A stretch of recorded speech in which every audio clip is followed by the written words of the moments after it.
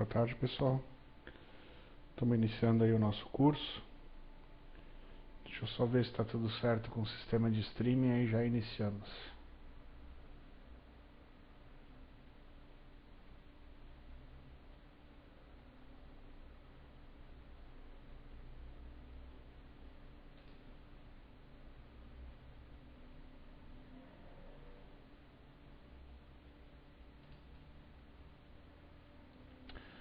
Agora são 2 horas. Vamos aguardar um pouquinho até o pessoal conectar, aguardar um minutinho aí.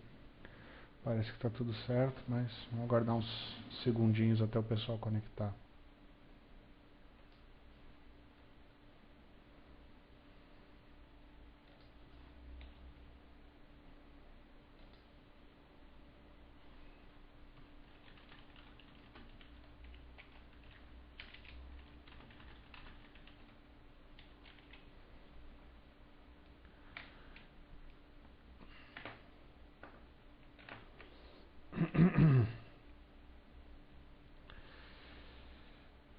Bem, vamos lá então.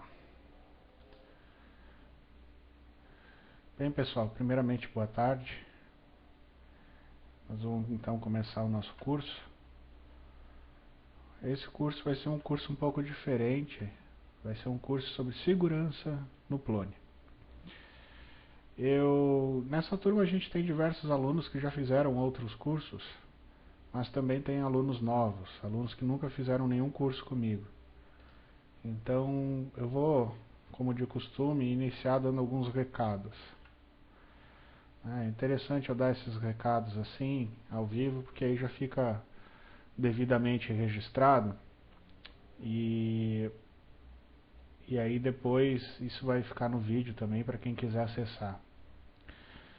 Bem, o primeiro recado é o seguinte, diz respeito aí às instruções para acesso ao curso, né? Eu já tinha comentado nos próprios e-mails de ativação que o acesso ao curso ele deve ser feito com um navegador adequado, né? A gente trabalha com uma tecnologia de streaming, então a gente tem que utilizar aí um navegador adequado. Eu tenho recomendado o uso do Firefox, mas tem sempre um aluno ou outro que é insistente, acaba utilizando o navegador incorreto, ou trabalha com Safari, ou em cima do Chrome, né? E eu não dou suporte a esses navegadores, até mesmo porque algumas versões deles são bem problemáticas, tá? Então esse é o primeiro aviso. Tentem seguir as instruções que eu passo para vocês nos e-mails, de forma a evitar que vocês tenham problemas. Outras questões. Nosso curso de segurança é um curso relativamente pequeno, né? É um curso aí de 15 horas. Então a gente vai passar aí todas as tardes durante essa semana discutindo a respeito de segurança. E obviamente muita coisa a gente não vai poder ver, né? Mas eu vou tentar fazer com que o curso seja proveitoso para todo mundo que é da área, tanto de desenvolvimento quanto da área de segurança propriamente dita. A ideia desse curso é uma ideia um pouco diferente, não é um curso de segurança específico do Plone, né? Mas uma boa parte dele, uma parte mais teórica dele, vai ser baseada sobre boas práticas de desenvolvimento de aplicações web. Essas boas práticas podem ser aplicadas ao Plone, mas também seriam úteis caso a gente fosse desenvolver uma aplicação fora do Plone. Eu dei esse curso a primeira vez em fevereiro desse ano, já faz um certo tempo, né? Eu dei esse curso presencial para uma equipe do CERP em Brasília, né? Na verdade, a ideia do curso partiu deles, na época que começaram a ser divulgadas algumas vulnerabilidades do Plone 4 no início desse ano. O curso foi muito interessante, né? E na época surgiu a ideia de fazer esse curso à distância. Então, a gente está, né, aproveitando agora para fazer essa edição de curso à distância, justamente porque nem sempre é muito fácil a gente né, conseguir viajar o Brasil inteiro aí dando curso. Agora, tem algumas coisas que eu não sei se eu vou conseguir falar durante as aulas, até mesmo por uma questão de ética, né? Tem algumas coisas que convém a gente tomar o devido cuidado, né? Enfim, eu acredito que como a gente vai tratar com vulnerabilidade de segurança de um software, conveniente que os alunos que estiverem assistindo esse curso tenham ciência, né, de que aquilo que for divulgado aqui tem que ser dada a devida atenção, né? No sentido de que você não pode sair divulgando determinados tipos de coisa de maneira indiscriminada, né? Se a gente, por exemplo, durante a aula a gente vai acabar estudando aí diversos exploits de vulnerabilidades, né? Acabar entendendo aí peculiaridades técnicas de implementação do Plone, e algumas delas a gente vai conseguir explorar essas vulnerabilidades. Não seria bom, por exemplo, eu descobri que um aluno meu acabou usando isso para explorar a vulnerabilidade de um site de alguém que foi um pouco menos preparado, né, e está aí com uma vulnerabilidade inserida. Tem muito site clone vulnerável hoje em dia. Felizmente, pessoal, nem todo mundo demonstra aí a devida consciência, né, o devido preparo técnico para tratar sobre esse assunto. Então, eu pediria a vocês um pouco de bom senso, né? Tem algumas pessoas do curso que eu conheço pessoalmente, né, que eu, enfim, já tive o prazer aí de desenvolver projetos juntos, mas tem muita gente que eu não conheço, então algumas coisas eu vou me dar o trabalho de teorizar e dar o caminho, né? E uma pessoa mais esforçada aí certamente vai conseguir desenvolver os exploits para as vulnerabilidades. Eu não sei se eu vou dar tudo isso pronto não. A gente vai ver durante o curso aí até onde é que eu posso mostrar. No caso do Serpro, que foi o lugar onde eu dei esse curso, primeiramente, tinha um termo de confidencialidade que esse pessoal assinou para poder fazer o curso comigo, né? Como esse curso é à distância e o curso é filmado, tem algumas coisas que eu me resguardo o direito de não mostrar, até mesmo por uma questão de proteger o clone, né? Vai saber se um vídeo de uma aula desse vaza, o tamanho do estrago que uma pessoa pode fazer usando isso para um fim indevido, né? Todo o objetivo do nosso curso aqui é justamente proteger as pessoas que usam clone nos aspectos de segurança da plataforma, né? Eu não estou aqui para ficar pregando o terror, né? Espero que os alunos que estejam assistindo o curso também tenham essa consciência, né? Essa responsabilidade. Tá certo? Vamos lá então. Antes de eu começar, eu queria dar um aviso, vou repetir amanhã de novo. Está programado para amanhã já a divulgação de uma correção de segurança. Deixa eu ver se eu acho ela, eu já abro aqui para ficar aparecendo no vídeo. Deixa eu ver aqui.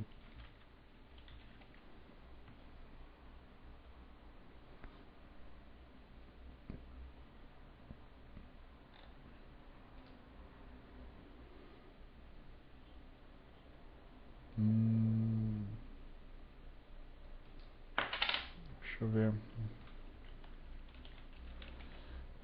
se eu acho.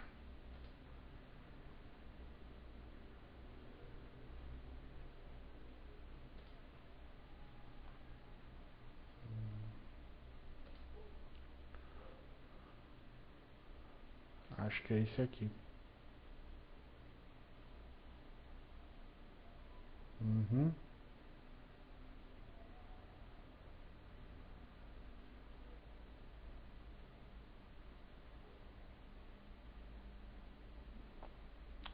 Na verdade, esse aqui é o de 2010.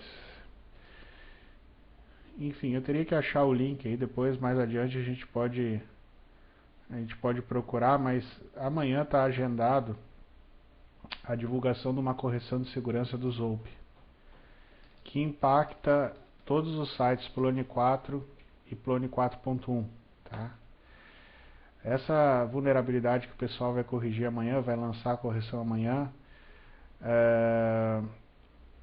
ela não afeta o Plone 3, tá? E quem tiver inscrito no curso, eu vou dar suporte durante o dia de amanhã sobre isso, tá? Ou seja, durante a aula de amanhã, já que a gente está no meio de um curso de segurança, eu estou me dispondo a ajudar quem tiver inscrito no curso a corrigir seus sistemas, tá? E conferir se a correção foi corretamente aplicada, esse tipo de coisa. Por que eu estou falando isso hoje, já no início da aula, da primeira aula? Por quê? Porque, bem, Primeiramente porque semana passada estava acontecendo um evento grande de Python aí, muita gente da comunidade não está sabendo disso, né? Deixa eu ver se o pessoal botou no plone.org, eu não lembro de ter visto. Ah, tá aqui, ó. Essa aqui é a vulnerabilidade que vai ser corrigida amanhã. Então, como eu estava dizendo, essa vulnerabilidade ela é bastante crítica e como estava acontecendo um evento semana passada, eu não tenho certeza se todo mundo que deveria saber disso está de fato sabendo, né? Então, por favor, se agendem amanhã. Amanhã a gente vai ter um dia diferente, que vai ser o dia de aplicação dessa correção de segurança, né? A gente vai meio que abrir um parênteses aí no curso normal da nossa aula para fazer isso. É uma grande coincidência que a gente esteja, né, tendo um curso de segurança e bem no meio do curso tem uma divulgação de uma falha de segurança dessa. Eu já tive acesso ao exploit dessa falha, tá? Eu posso garantir para vocês que é um negócio bem complicado, é bem grave e provavelmente vai ser o furo de segurança mais grave de toda a história do Zope, tá? Então, por favor, atentem a isso. Eu já, no próprio evento, né, durante essa semana que passou aí, eu já vim avisando as pessoas para amanhã ficar de prontidão para corrigir isso assim que a correção fosse divulgada, tá? A gente vai ter tempo de estudar ela amanhã e estudar a vulnerabilidade propriamente dita, tá? Não adianta me pedir o patch adiantado porque eu não tenho ele, tá? Eu tive acesso à vulnerabilidade de segurança propriamente dita. Eu sei como é que ela funciona, sei como explorar, mas eu não tenho o patch dela. O patch só vai ser divulgado amanhã. Então, só fiquem de prontidão e amanhã durante a aula eu vou fazer a correção nos meus servidores, enfim, ao vivo, né? Para quem quiser acompanhar, eu vou estar disponível para ajudar quem precisar fazer isso, tá? Bem, vamos lá. Nossa aula de hoje vai começar com uma parte mais teórica, tá? É importante a gente ter esse embasamento teórico para a gente poder estudar alguns conceitos que a gente vai ver aí. Essa parte teórica, ela diz respeito a boas práticas de desenvolvimento do pessoal da OASP, tá? Que é uma espécie de ONG, enfim, uma entidade sem fins lucrativos, que ela tem como objetivo principal conjugar aí boas práticas na área de segurança para aplicações web, né? Então a gente vai seguir como guia para as nossas aulas justamente as boas práticas que a OASP determina, tá? Para não ser uma coisa muito da minha cabeça e não ser algo muito empírico, né? A gente ter o mínimo de embasamento teórico. Ou seja, isso significa que boa parte do material que a gente for estudar, ele já existe, ele está nesse site aqui, owasp.org, tá? Deixa ele abrir aí.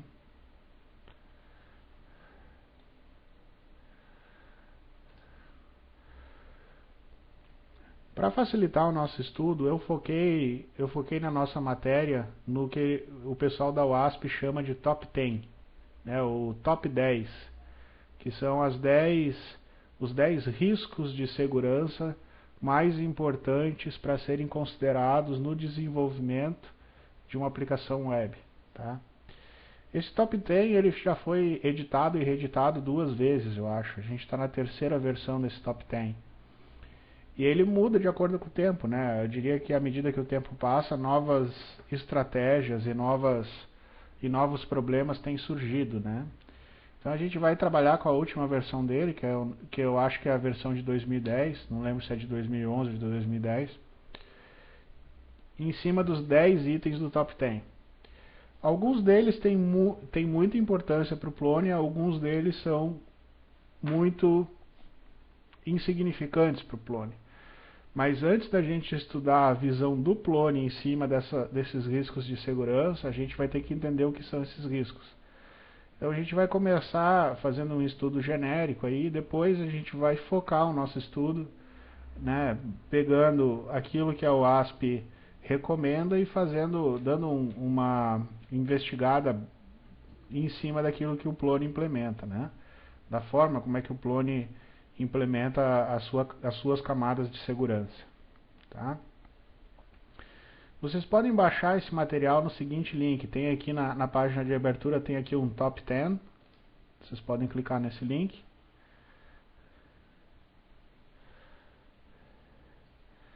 E ele vai abrir aqui uma página do wiki, né? Isso aqui é um grande wiki, que ele está mostrando aqui o Top 10 de 2010, que vai de A1 até A10, tá? Então vocês podem se guiar nas aulas de hoje justamente por essa documentação, e tem uma versão dele aqui, que é uma versão do documento PDF, tá? Eu vou usar essa versão do documento PDF durante a aula, só que ele está em inglês, né? Mas enfim, querendo ou não, a nossa língua mãe na informática é o inglês. Então a gente vai se basear aqui, tá? E aí à medida que a gente for detalhando depois o nosso estudo, a gente vai pegando exemplos específicos aqui da documentação, tá? Vamos começar por aqui então, vocês podem baixar esse PDF, é o primeiro link aí. Eu vou mandar baixar. E agora eu vou abrir ele aqui no meu visualizador de PDF para a gente começar o nosso estudo. Vamos em download e abrimos. Um PDF um pouco grande aí, de 2,5 MB.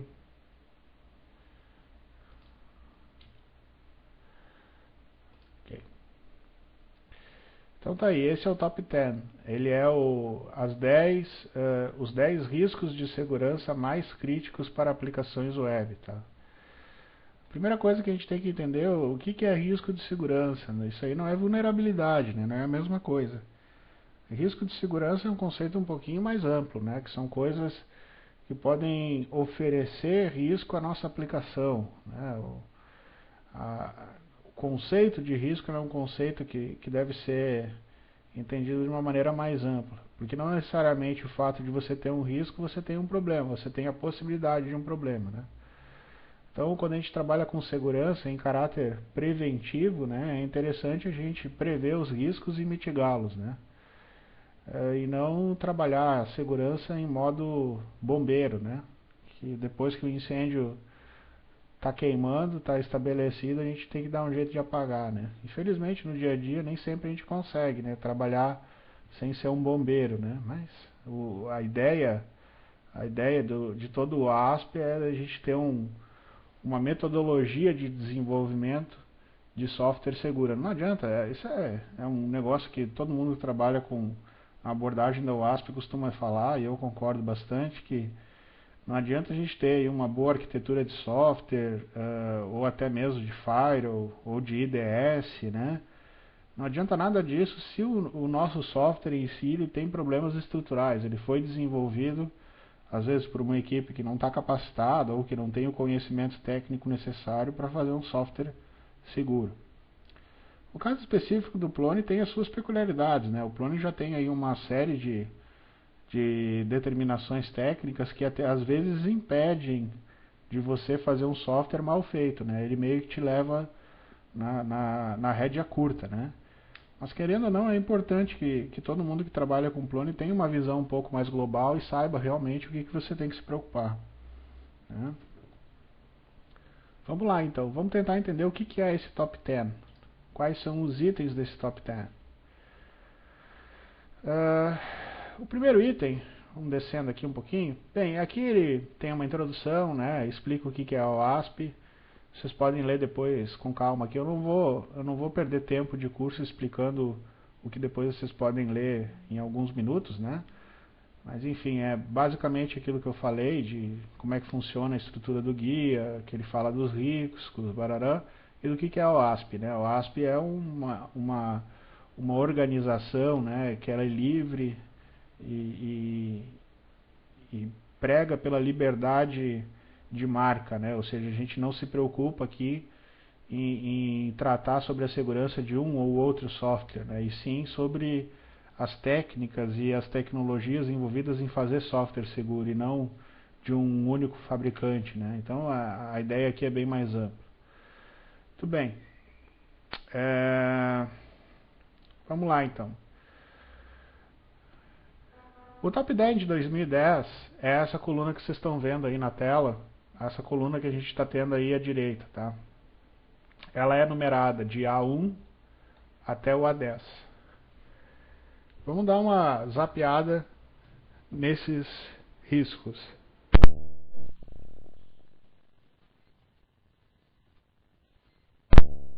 O primeiro risco é de injeção. A gente ouve falar aí bastante.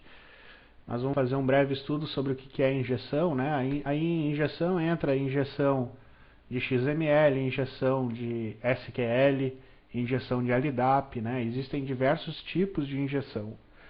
Ele é o risco A1 justamente porque ele é o risco mais frequente e ele é um dos riscos que fez mais sucesso aí nesses últimos meses, justamente por essa onda de ataques que a gente teve aí do LulzSec, né? O pessoal do LulzSec nada mais era do que uma garotada aí que gostava de buscar SQL injection em aplicação, né? E ficavam injetando aí. A gente vai ter depois a oportunidade de estudar alguns dos releases que esse pessoal fez para ver a forma, estudar a forma como é que eles operavam, né? Na época eu lembro que eu despendi de algum tempo estudando o modus operandi desse pessoal. É bem interessante aí, mas eles não têm nada de... Enfim, eles não são muito inteligentes no aspecto de realmente tentar buscar uma vulnerabilidade. Eles exploram aquilo que é óbvio, né? Aquilo que é muitas vezes resultado da falta de atenção ou até mesmo da displicência do desenvolvedor de uma aplicação, né? Então, injeção é o tipo de coisa relativamente simples de evitar, né? Mas é extremamente comum, né? No Plone é praticamente impossível de você fazer injeção, mas em aplicações PHP, ASP, injeção de código é extremamente comum, né? A A2, ela diz respeito a XSS, tá? Tem que tomar cuidado aí para não confundir XSS com CSS, não tem nada a ver. Cross-site scripting geralmente é uma técnica para fazer vazamento de dados, né? Para eu conseguir, às vezes, fazer... Ela é uma técnica auxiliar no teu processo de... Ela é uma técnica auxiliar para outras técnicas que você quer aplicar. Se você quiser, por exemplo, ter um acesso privilegiado a um site, geralmente você vai usar alguma técnica de XSS para conseguir esse acesso, né? A ideia do XSS básica, né, a gente vai poder estudar mais a fundo, é com que através de algum tipo de código ativo, código JavaScript, você consiga manipular informações de DOM ou informações de cookie de autenticação e exportar essa credencial para um site de um atacante, né, fazendo com que o atacante aí tenha acesso a uma informação privilegiada, explorando aí ou uma vulnerabilidade da aplicação ou alguma característica específica de navegador, tá? XSS eu diria que é o segundo risco mais comum e mais importante de ser tratado, e historicamente é a vulnerabilidade mais comum do Plone, XSS, tá? Mas no Plone isso a gente vai ver depois. No Plone a quantidade de vulnerabilidades que a gente encontra ela é relativamente pequena, né, quando comparada com outras plataformas. O Plone não é infalível, né, eu acho que nenhum sistema é infalível, mas os erros que a gente encontra são erros um pouco mais elaborados, aí, não são muito simples deles serem explorados.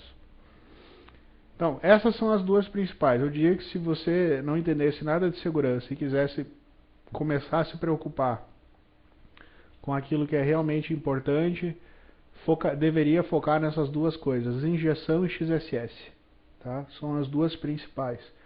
A gente vai despender de mais tempo nessas duas, mas as outras 8 também têm a sua importância, tá? Seguindo, então, a gente pode ver, né, que até aqui tá tranquilo, né? Elas só inverteram ordem de 2007 para 2010, que quando foi, né, revista esse guia. As demais, elas são situações mais específicas aí, que tem uma teoria para a gente estudar, para conseguir entendê-las, né? Mas que no geral ou tem a ver com criptografia, ou tem a ver com a forma como é que a autenticação é feita, né? Ou, enfim, tem toda uma teoria de como essas outras 8 trabalham. As duas principais são essas primeiras. E tem algumas coisas que mudaram de 2007 para cá, tá? Que a gente já não considera no guia do Top 10. Por exemplo, em 2007 se considerava, por exemplo, que um tratamento de exceção feito de maneira incorreta, ele era uma forma de vazar informação, informação a respeito da estrutura interna de uma aplicação, né? Hoje isso a gente nem considera um problema realmente sério para ser tratado. Ele obviamente é um risco, mas ele é um risco que vai te dar uma informação relativamente restrita, né? A respeito de como é a infraestrutura. Então, essa aqui, por exemplo, que está em vermelho, né? Elas foram eliminadas do Top 10 em 2010. Aí tem algumas que mudaram de nome e tem outras que foram substituídas, tá? Então essa tabela aqui é a tabela que a gente vai ver.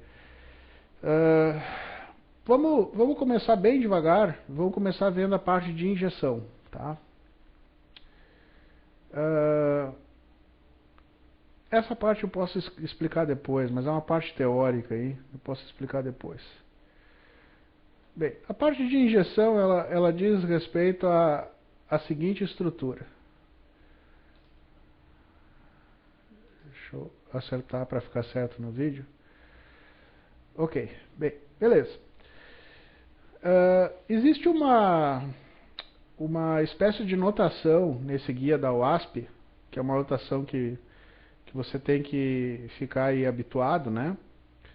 Que ela diz respeito né, a seriedade, né, enfim, ao impacto e a seriedade de um determinado risco, né? No caso aqui, vamos tentar entender de injeção. Injeção, eles consideram que o quanto pode ser explorado, né, o exploitability de um ataque de injeção é considerado fácil. É considerado simples você operar um ataque de injeção de SQL. E o impacto é severo. Então é por isso que ela é uma das principais que tem que ser tratada, porque é algo que é simples de você explorar e o impacto é terrível, né? A gente vai ter um impacto severo na nossa aplicação, né? Só que qual que é o impacto no nosso negócio? Depende muito, né? Depende muito de qual é o negócio que a gente está tratando. Se com o SQL Injection, por exemplo, você tem um banco de dados de usuários e senhas, e com esses usuários e senhas você tem acesso a uma conta corrente de um banco, o impacto para o teu negócio é seríssimo, né? Você está aí tratando de dinheiro, né? Ou seja, o fato da pessoa conseguir fazer uma injeção de SQL num ambiente assim, ela vai conseguir automaticamente, né? Se não tiver nenhum outro tipo de medida de segurança, ela vai conseguir automaticamente ter acesso a dados que ela não deveria ter. Então, o impacto pode ser gigantesco, né? E também pode ser nulo. Por exemplo, se eu tenho uma base SQL, por exemplo, só para ter lá uma tabela sei lá, um fórum de discussão, o máximo que a pessoa vai conseguir ter acesso ali é uma informação que provavelmente já é pública, né? Então, o impacto para o seu negócio é mínimo, você não vai ter grandes problemas com isso. O fato dessa subjetividade aí de impacto de negócio não estar tratado aqui nesse modelo da WASP, não significa que você não tenha que avaliar isso, né? Quando você for fazer um planejamento de segurança mais formal, você sempre vai ter que avaliar os riscos que você tem e medir esse impacto para o seu negócio, né? Mas só vai saber medir o impacto para o negócio a pessoa que conhece o negócio, né? E aqui no meio, eles colocam a fraqueza de segurança, né? Do ponto de vista da facilidade de detectar e da facilidade de enfim, de quanto comum é esse tipo de risco, né? Então, esse aqui é um caso onde a injeção é um caso bem complicado. Vamos pegar um outro caso para vocês entenderem que é um caso completamente diferente. Por exemplo, o caso do A7, que a gente vai ver daqui a pouco. O A7, ele diz respeito a explorar vulnerabilidades na criptografia de armazenamento de informação, né? Geralmente, explorar vulnerabilidades de criptografia é algo extremamente difícil, extremamente incomum e dificílimo de detectar, mas o impacto é severo, né? Então, certamente, essa vulnerabilidade vai ser mais difícil, esse risco, né? Quando eu falo vulnerabilidade, seria o risco de fato já observado na prática, né? Você de fato sofrendo um tipo de ataque baseado nesse risco aqui. Então, se alguém está tentando explorar algum tipo de deficiência numa criptografia de dados, sei lá, você tem o caso clássico, né? Alguém foi lá e roubou um laptop de um funcionário, né? Aí esse funcionário tinha no disco todas as informações da empresa e elas não estavam criptografadas. Ferrou, né? Porque você não precisa saber a senha dele. O cara pode desmontar o laptop, arrancar o HD de dentro da máquina e montar esse HD numa outra máquina qualquer, né? Para ler os dados. Então, mesmo que tenha protegido com senha, você não tem garantia nenhuma de proteção, né? Então, o que tem sido feito? O pessoal vai lá e criptografa esses dados no disco, né? Esses dados eles são criptografados e a única forma de ter acesso aos dados é ter acesso ao usuário e senha, que é o dono daqueles dados, né? Porque o fato de você estar autenticado com o usuário e senha correto vai permitir que você tenha o dado descriptografado, né? Então, nesse caso específico, o que você estaria fazendo? Você estaria fazendo um ataque não à criptografia, mas um ataque à senha que te permite ter, a chave, né? Que te permite ter acesso a esses dados. É extremamente difícil de fazer isso, porque geralmente essas criptografias elas são desenhadas matematicamente para, às vezes, impossibilitar com que um ataque desse seja operado. Mas, se você conseguir fazer algo que é extremamente difícil, você vai ter acesso aos dados daquele dispositivo e vai conseguir fazer o que você quer. Então, essa legendinha de cores aqui é legal. Quando vocês derem uma analisada nesse documento, vocês respeitem o que essa legenda determina, tá? Por isso que eu vou dar mais visibilidade para os dois riscos de segurança mais importantes, que é o de injeção e o de XSS. Tá? Muito bem, vamos voltar então. Vamos voltar lá para o A1. Deixa eu subir aqui de novo. Ok. Bem, o caso do A1 é o seguinte. Bem, eu posso explicar. O documento aqui é bem didático, né? Ele responde se eu estou ou não vulnerável a um determinado risco, o que eu devo fazer para me prevenir e ele dá um exemplo de ataque. Tá? Então, o caso específico do caso de injeção é esse caso aqui, onde a gente tem, por exemplo, lá no meio da aplicação, a gente tem um comando lá que faz um SQL num banco. Ele faz lá, select asterisco from accounts, where, aí cust ID igual a alguma coisa. Esse alguma coisa você está concatenando uma variável que vem do request. Tá? Só que aí o que acontece? Nessa variável do request, você pode passar qualquer coisa. Se esse qualquer coisa não é um ID, ele pode ser um comando, um pedaço de comando SQL que vai ser concatenado no comando de cima. Tá? E aí a gente pode fazer o seguinte, ao invés de passar o número 1, a gente passa, por exemplo, 1 OR 1, por exemplo. Ele vai perguntar se o cust ID é igual a 1 OR 1. O que é esse OR 1? OR 1 significa ou e 1 é uma expressão que dá verdadeiro. Então o resultado, ao invés de ele listar apenas a conta 1, ele vai listar todas. E aí provavelmente a pessoa que vai estar fazendo isso vai estar tendo acesso a dados que ela não deveria. Tá?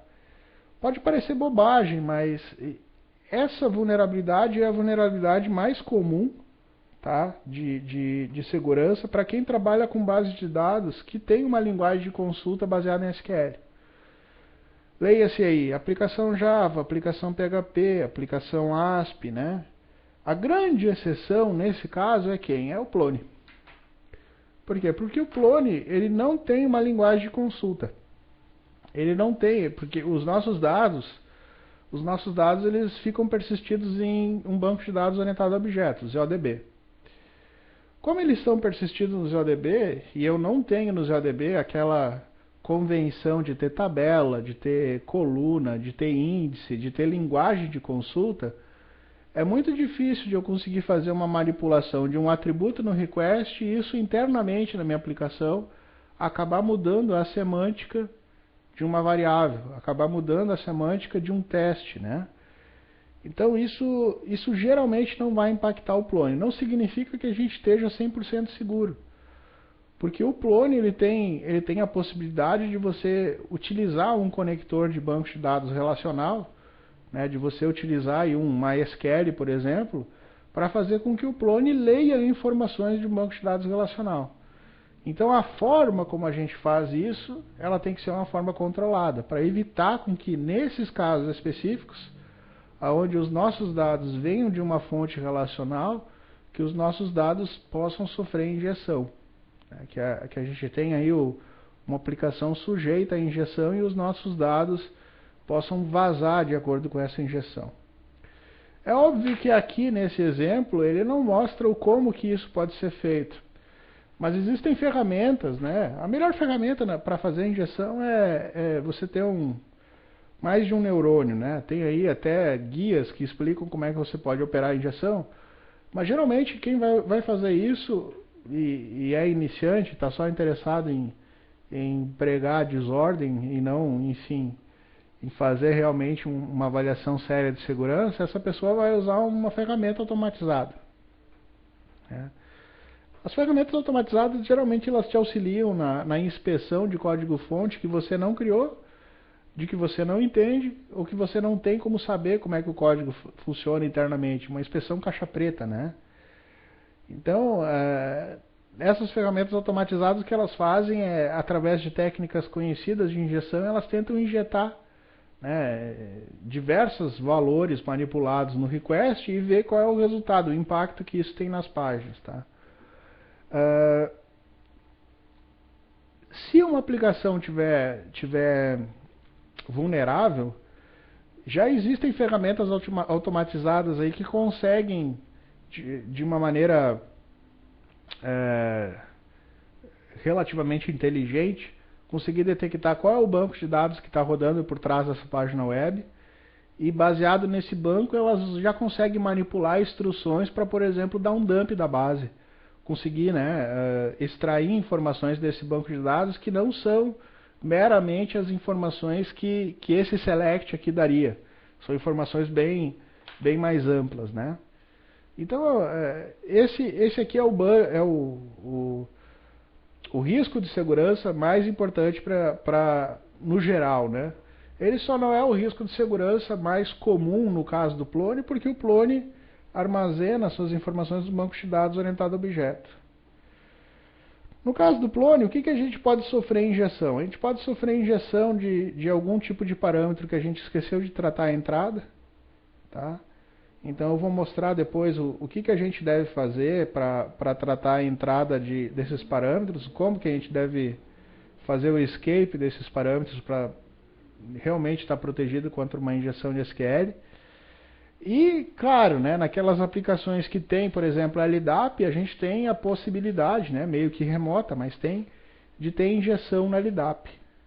Injeção na LDAP é bem menos comum, né, mas você pode ter sim uma injeção na LDAP, né, que, enfim, nem sempre vai ser muito simples de operar, mas que teoricamente pode ser feito também.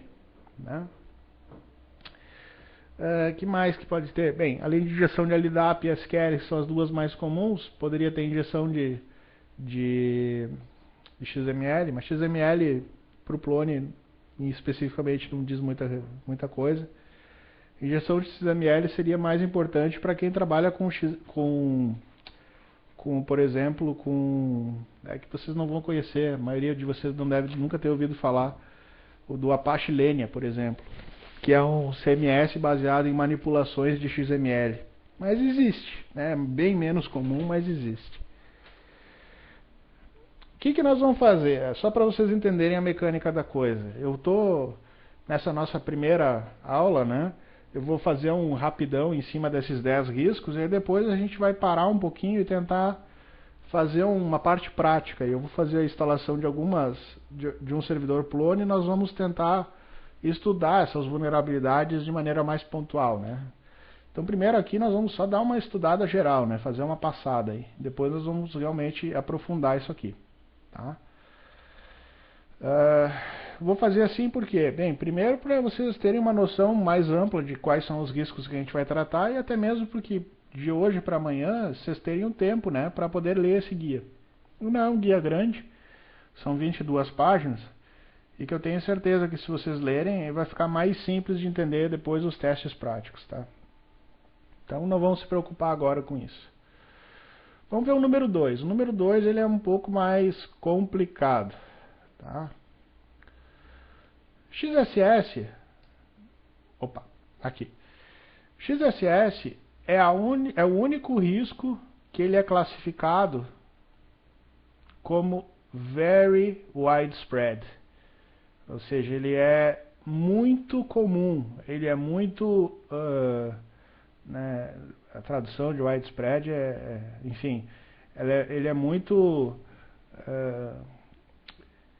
ele se observa em muitos tipos de aplicação, ele é extremamente corriqueiro.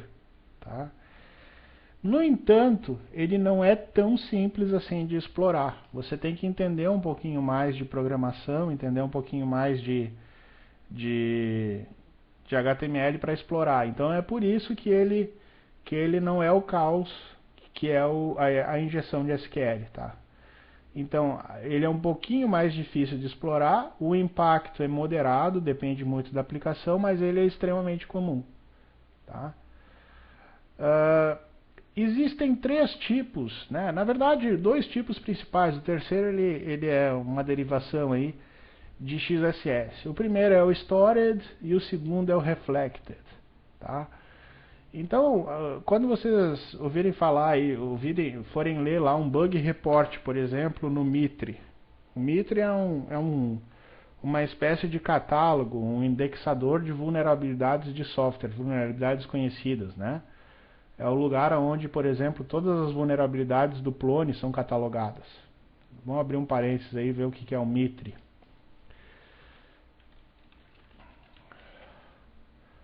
Aqui, ó. O CVE do Mitre é esse cara aqui. Ele é um catálogo de vulnerabilidade. O CVE é Common Vulnerability and Exposures. Vulnerabilidades comuns e expostas, digamos assim. E esse catálogo, ele é um catálogo independente de marca, independente de tecnologia. Então, por aqui a gente pode fazer buscas, né, e enfim, ter acesso a quais são as vulnerabilidades de segurança de um determinado software. Vamos fazer aí uma pequena busca. Vou buscar aqui, tem um linkzinho de busca aqui em cima.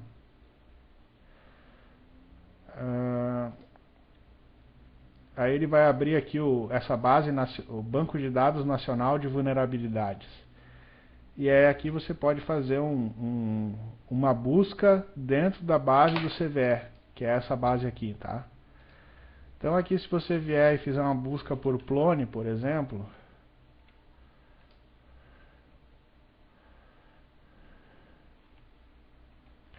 ele vai dizer que são 18 entradas. São 18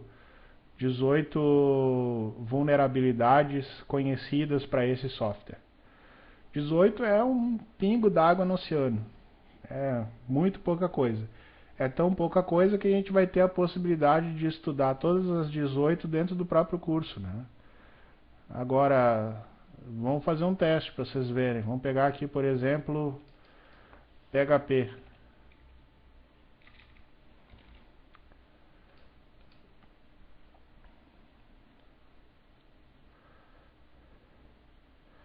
PHP tem 19.233 vulnerabilidades catalogadas.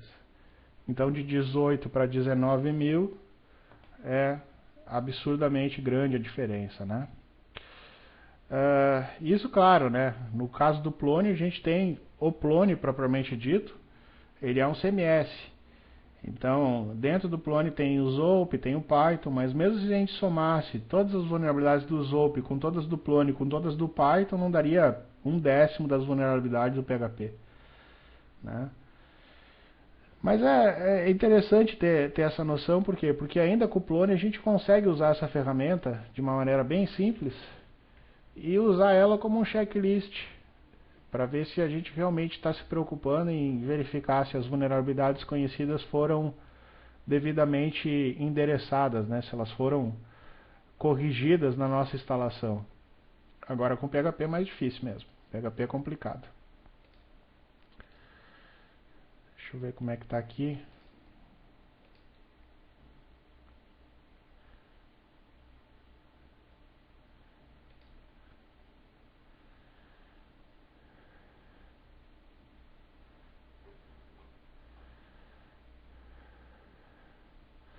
Só um instante, pessoal.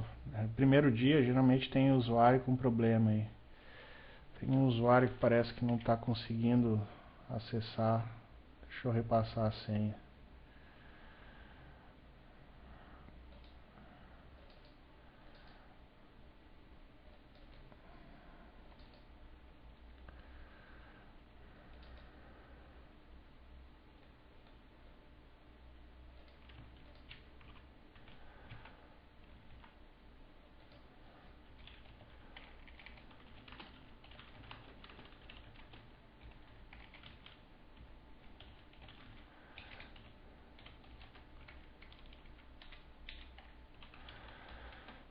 Primeiro dia de curso sempre tem isso.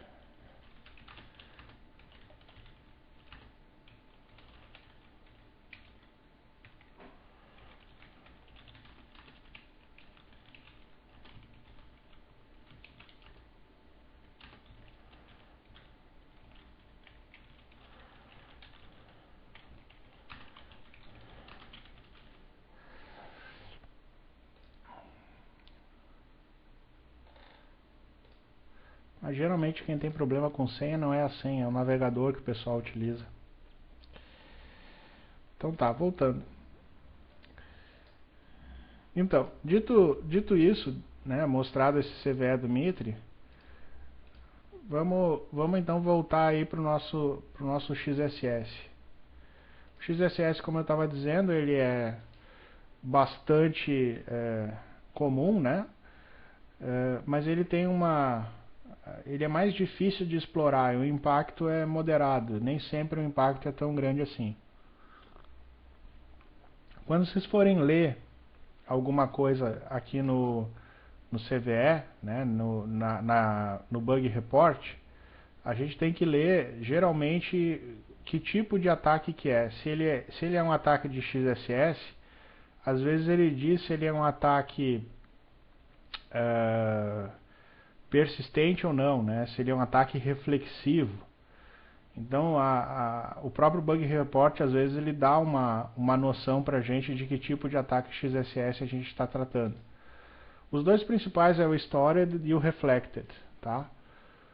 O Reflected ele é um ataque mais brando, porque o Reflected ele é feito somente com manipulação de URLs, de parâmetros, tá? E o Storage ele é um ataque que ele é considerado mais grave, porque você de alguma forma está permitindo com que o teu sistema armazene uma informação que vai gerar o ataque, né? A gente vai poder entender o que é um ataque Storage Reflected quando a gente for estudar isso aqui na prática, tá? A gente vai poder implementar inclusive um ataque desse. Então tem que sempre lembrar, se é um storage, ele é um ataque mais grave, se ele é um reflected, ele é um ataque um pouquinho menos grave, tá? E o DOM-based XSS, ele é um ataque mais específico, que ele não é baseado em manipulação de parâmetros, mas geralmente ele é baseado em manipulação de JavaScript, tá? Que vai mexer com alguma parte do DOM. Ele é um ataque um pouco mais complicado, tá? Como é que funciona um ataque de XSS? Bem, é um pouco difícil para quem não é programador, mas vamos tentar entender a seguinte estratégia. No ataque de XSS, geralmente o que o atacante está interessado é conseguir descobrir a senha de um usuário.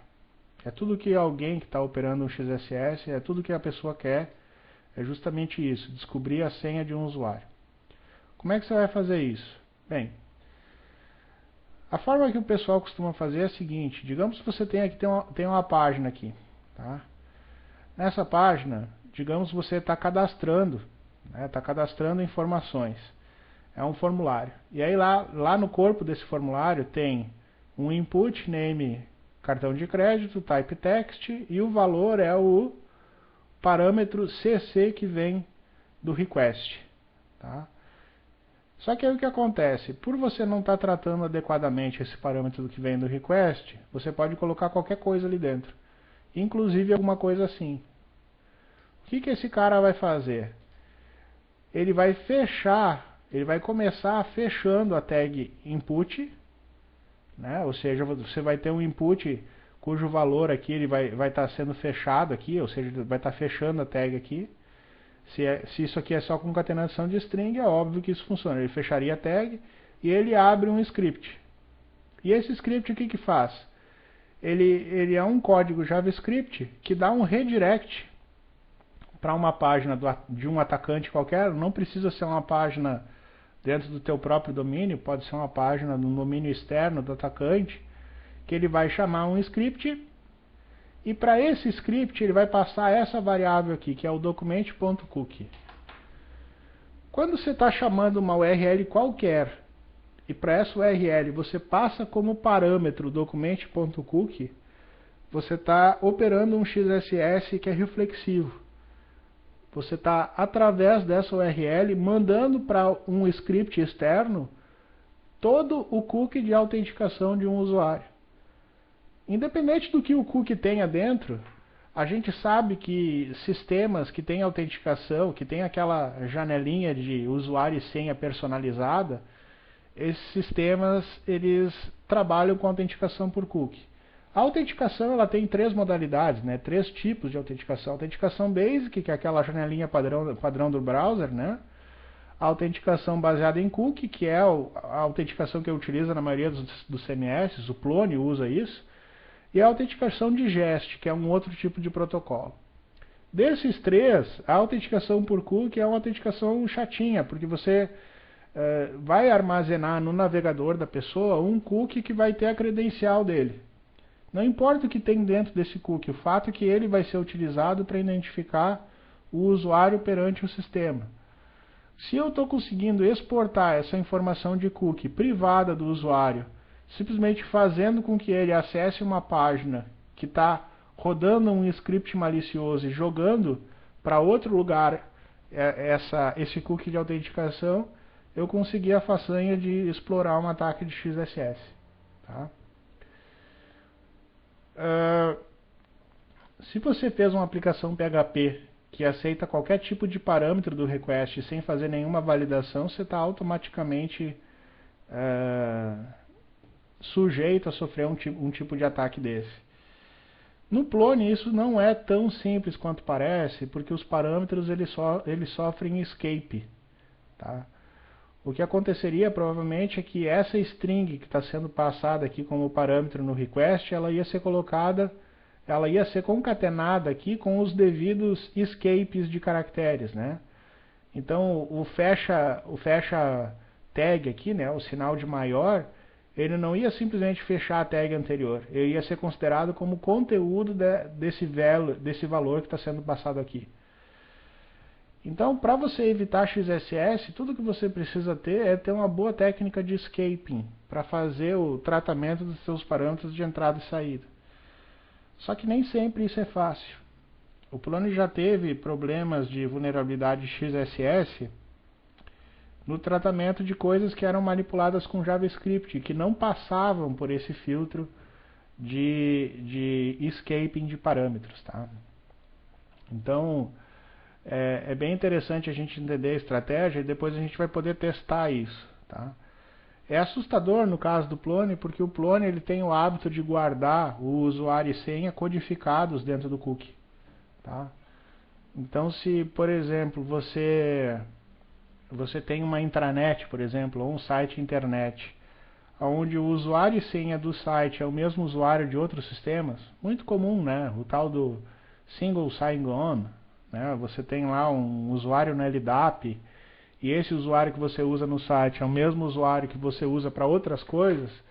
Às vezes o atacante não está nem interessado no usuário do site, mas está interessado no usuário e senha, porque com esse usuário e senha tu vai ter acesso às vezes a uma VPN, acesso a um servidor de arquivos corporativo, ou mesmo se a pessoa tem o hábito de usar o usuário do e-mail pessoal igual o usuário, a senha do e-mail pessoal igual a senha da rede, descobrindo uma, tu pode acabar fazendo com que o atacante tenha acesso a informações privilegiadas e privadas da pessoa, né?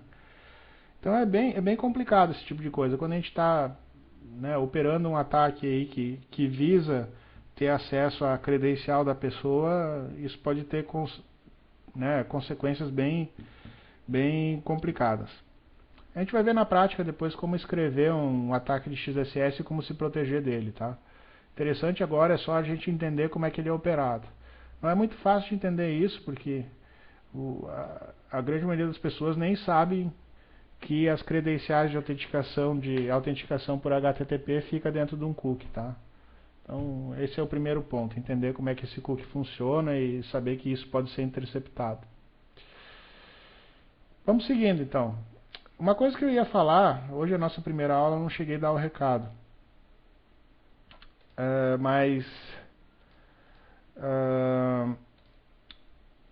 Eu costumo fazer um intervalo de 10 minutos por volta das 3 horas, 3 e pouco, tá? Esse intervalo é para eu ter tempo aí de tomar um copo d'água, porque, enfim, depois, um dia até suportaria, mas 2, 3 dias dando aula direto, 3 horas sem parar, eu facilmente fico sem voz, né? Então, eu provavelmente vou fazer um intervalo aí 13h15, 3h30, um intervalo de 10 minutos, depois a gente retoma até o final da aula, tá certo? Isso também impacta nos vídeos do curso, né? As aulas elas são gravadas,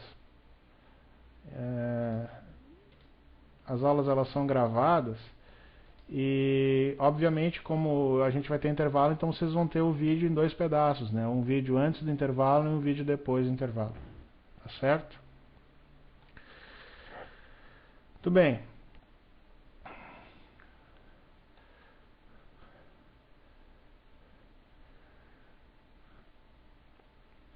Eu acho que nós vamos ver agora o A3. Vamos ver o A3, depois a gente segue, faz um intervalinho. A gente não sei se a gente vai conseguir ver todos os 10 hoje, provavelmente não vai dar tempo. Mas aí amanhã a gente vê a questão da correção de vulnerabilidade que vai ser divulgada, e é assim que a gente vê esse assunto, a gente retoma aí o nosso top 10. Bem, a vulnerabilidade A3, ela é menos comum, né, do que XSS e SQL Injection, né, mas ela tem a sua importância. Como é que ela funciona? Isso aqui geralmente é resultado da inexperiência ou da falta de conhecimento de desenvolvedores web. Geralmente é erro de principiante, por isso que isso aqui não é tão comum assim. Quando que ela ocorre? Ela ocorre num cenário, por exemplo, que nem esse aqui. Faz de conta, por exemplo, que você está, nesse caso aqui, você está fazendo uma reserva de um bilhete aéreo, aí, uma passagem aérea. Aí você está acessando lá um site, example.com/sales, sales item. Aí ele passa aqui ponto e vírgula, JSession ID igual a uma cadeia de caracteres. Interrogação, deste Havaí. Só que aí o que acontece é o seguinte, como esse parâmetro está sendo passado por GET, né, esse parâmetro aqui é uma URL, que tem parâmetros aqui, como isso está sendo passado por GET, é perfeitamente possível que a pessoa que está acessando o nosso sistema, ela tenha acesso a essa URL e que ela se sinta instigada a manipular isso. Tá? O que pode estar acontecendo, por exemplo? Pode estar acontecendo de alguém mandar, você está autenticado no sistema, foi lá, colocou seu usuário e senha, botou o usuário e senha, o sistema gerou um token de autenticação para você, e aí caiu na bobagem de passar esse token de autenticação na URL, como um pedaço da URL. Só que aí um desavisado, né, você pegou aqui essa URL e mandou por e-mail para um amigo seu. Olha, para reservar a passagem para o Havaí aí, para nós viajar, você tem que entrar nesse link.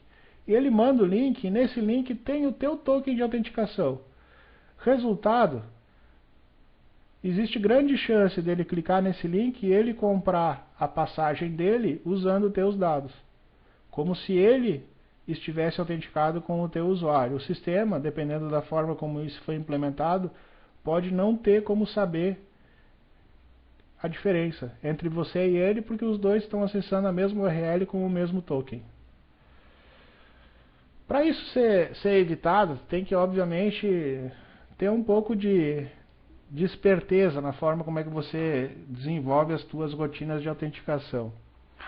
No caso do Plone e do Zope, isso é completamente insignificante, porque a gente não vai desenvolver esse tipo de coisa. O Plone e o Zope, eles já têm uma metodologia de autenticação própria, onde quando você quer garantir que uma pessoa se autentique, você simplesmente tira a permissão de view, né, a permissão de visualização de um determinado objeto, você tira a permissão do Anonymous e a pessoa tentando acessar aquele objeto, ela vai ser solicitada a efetuar o login. E a credencial da pessoa, ela não é passada por GET, que nem é aqui. Ela é passada através de um cookie. Ou seja, essa credencial ela fica armazenada na máquina da pessoa. Essa credencial ela é passada, por ser um cookie, né?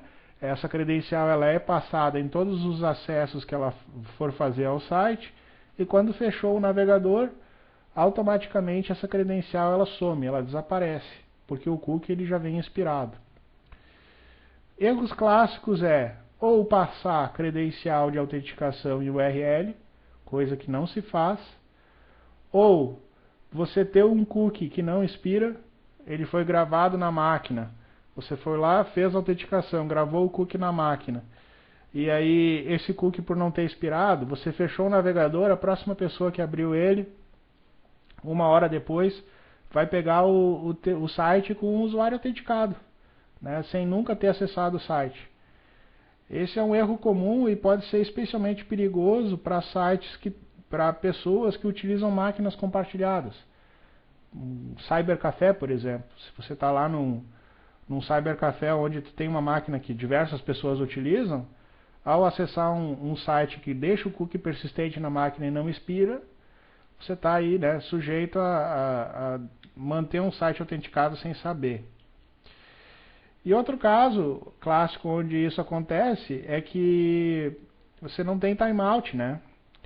Ou seja, se você fez a autenticação e esqueceu de definir um timeout para sua sessão por inatividade, pode acontecer de você simplesmente, né, de um dia para o outro, às vezes a conexão não expirar e ela continuar valendo, né? Então é bem característico, né, de programador principiante cometer esses erros, tá? O Plone padrão, se você estiver utilizando o workflow, a maquinaria de segurança do Plone para fazer a tua autenticação, se você não estiver inventando nenhuma moda, certamente você não vai esbarrar com nenhum desse tipo de problema, tá? De qualquer forma, se você estiver desenvolvendo em ASP, em Java, em PHP, e quiser se preocupar em fazer uma inspeção da segurança desse código, esse guia da WASP ele faz algumas recomendações, coisas que você deve implementar para evitar esse tipo de problema. Tá? No próprio guia aqui ele traz referências, né?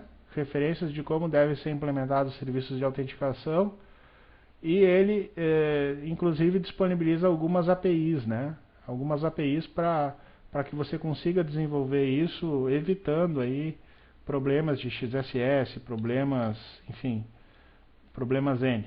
Tá? O próximo que é o A4, acesso indireto a referências de objetos, nós vamos deixar para depois do intervalo. Eu vou fazer um pequeno intervalo agora. Assim que nós voltarmos no intervalo, nós vamos continuar estudando esse nosso top 10 aqui, tá bom? Então tá, pessoal, um intervalinho aí de 10 minutos, daqui a pouco já retornamos.